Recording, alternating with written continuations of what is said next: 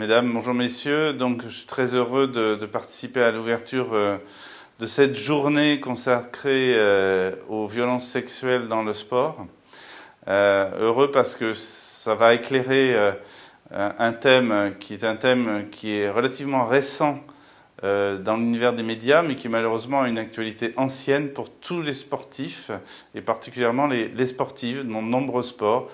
On en a parlé dans le tennis, on en a parlé dans le domaine des gymnastes.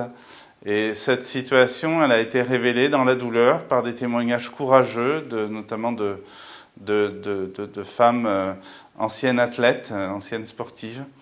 Et il faut énormément de courage pour parler des violences sexuelles dans tous les univers, que ce soit l'univers familial, l'univers professionnel.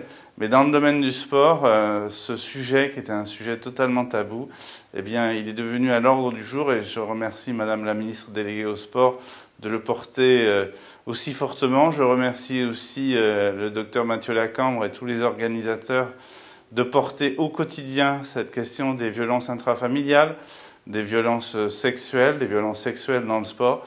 Je crois qu'ici, au CHU de Montpellier, nous avons de vrais atouts, des compétences extrêmement élevées avec le CRIAVS. C'est une vraie ressource pour la prévention, pour l'information, et qui est ouvert à tous et qui est ouvert sur la société par une action de visibilité en direction des médias, en direction de l'éducation nationale, avec des outils originaux de prévention comme la BOAT, qui est un outil qui a été mis au point ici à Montpellier.